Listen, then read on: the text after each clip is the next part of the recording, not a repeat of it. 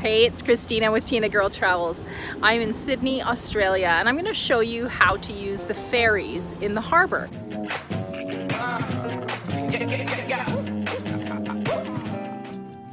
These are the machines that you can buy your ticket from.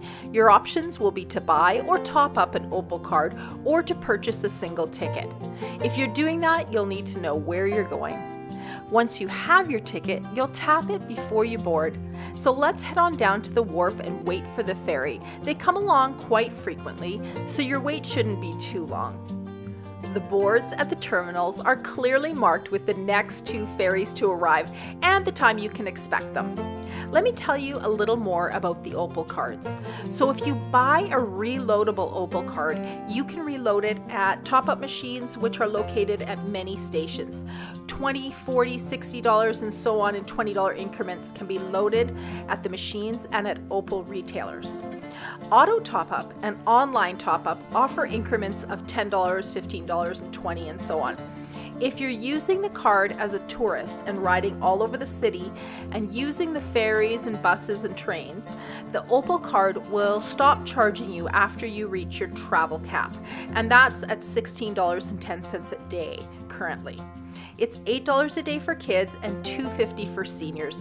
They get something called a gold Opal card.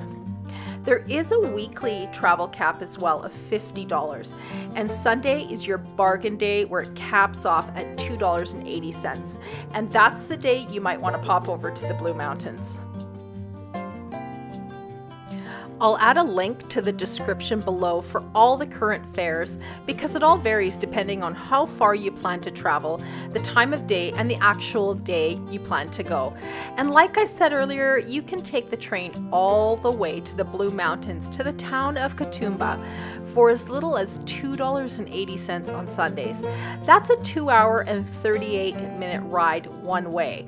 So that is a really good deal.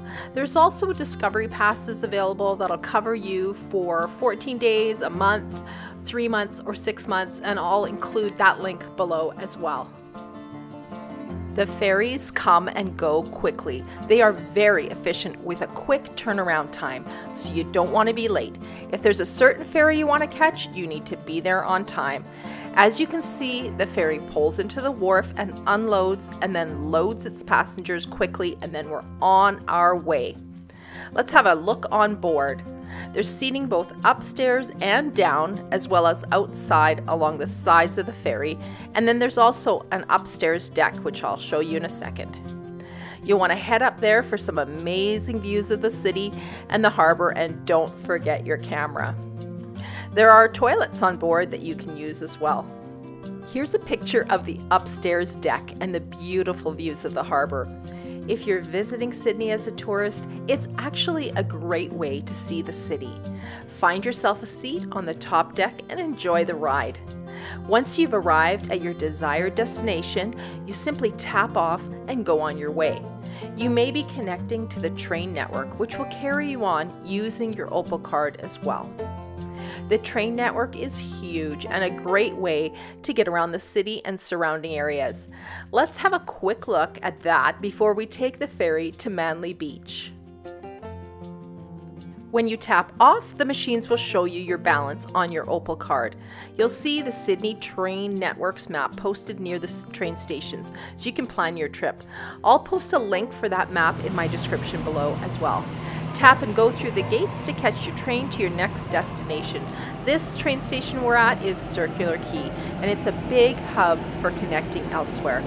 The trains are modern and clean and 2 stories. They are really fun to ride and very efficient. So now let's take the ferry over to Manly Beach and check that out.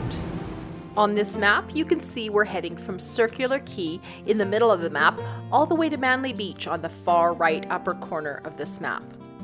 The trip will take about 30 minutes, taking you right past the famous Sydney Opera House. Make sure you have your camera ready. It's quite a spectacular sight to see from this angle. I also got some beautiful shots of it at night as we came home from Manly Beach. I do have a few more videos you may be interested in watching, and one of them is of the tour we took of the Opera House. So stay tuned to the end of the video and I'll give you a quick link to see that. The Sydney Opera House is actually a UNESCO World Heritage Site with multiple performance venues. It actually hosts over 1,500 performances a year, and the tour was really fascinating. There are over 1 million tiles covering that roof.